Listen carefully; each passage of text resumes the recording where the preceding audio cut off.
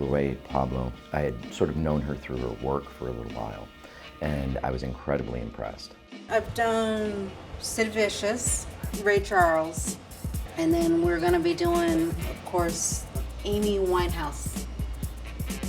She's producing pieces now that would get the type of attention that high-end artists would get in New York and LA. These pieces that she's producing are high art. She started with the Life magazine covers, where she took the Mexican Day of the Dead and incorporated that artwork and that imagery into famous Life magazine covers. And that received rave reviews. I like The Walking Dead, and it just kind of was like, oh, maybe if I put Marilyn Monroe and zombie kind of whatever, maybe I could get that. She had a stroke in her 20s. Things can happen very quickly. With no planning, you go out in the morning, a twist of fate occurs, and then your whole life can potentially change. She was already going to college. She was developing as a person. She was well on her life's direction. They kept saying, oh, it's a stroke, and I kept saying, no. I was in a coma for a month, and then when I got better, I couldn't talk and couldn't do anything. It was very difficult, and I wanted to be with my children and couldn't come, you know. So I just kind of was like, I don't want to talk to anybody. Really took a lot of effort to simply engage with her and to get her to respond. Her grandmother had to step in and almost take on the parental role because of the nature of the injury. LaRey couldn't have her children living with her. Naomi was 2, and Takaya was 1, 2, 3, 4, 6, was 7. When they did start coming to see me and everything, my littlest one was like jumping up and down in the wheelchair and everything. Naomi's the one that had me fighting.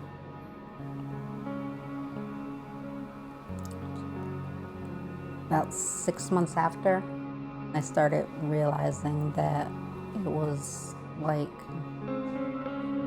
you're not gonna sit there. I've got my children, and this is just how it's gonna be.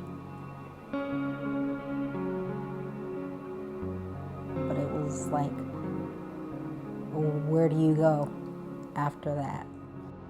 Mindscape is a full-service provider. We predominantly specialise at this moment in time for individuals with acquired and traumatic brain injuries. When she came in, she was introverted in the way she worked in very small mediums, was very quiet, didn't really speak up. And the nature of the injury caused something called expressive aphasia. LaRey knows what she wants to say, but she picks up the wrong words or made us have trouble getting that word for a few moments.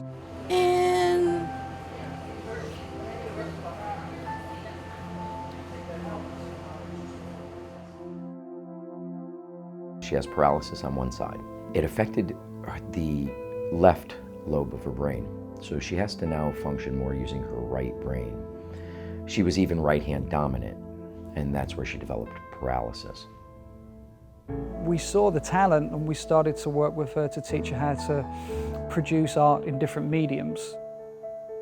We moved her away from her comfort zones and started to make the work larger and give her more confidence. The art blossomed. I believe it's directly affected to the right brain thinking that she does. First we were doing guitar picks. That was from Sid. Then we did Ray, which was pianos. Oh, goodness. And now we're doing microphones. And it's kind of challenging, but I like challenge. What we've seen over a period of time is that growing in confidence, and with the growing in confidence, you've seen the work grow. Sid Vicious, Never Mind the Bollocks album cover, which is an 8-foot by 8-foot piece, which you've got to be confident to do. There's no ifs, ands and buts about that.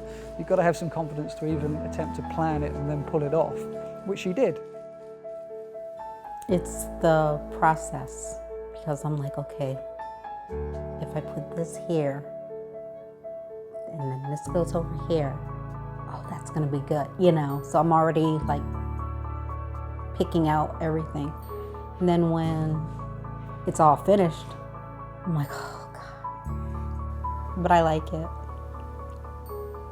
I do, actually I do, because it just makes me, it's calming.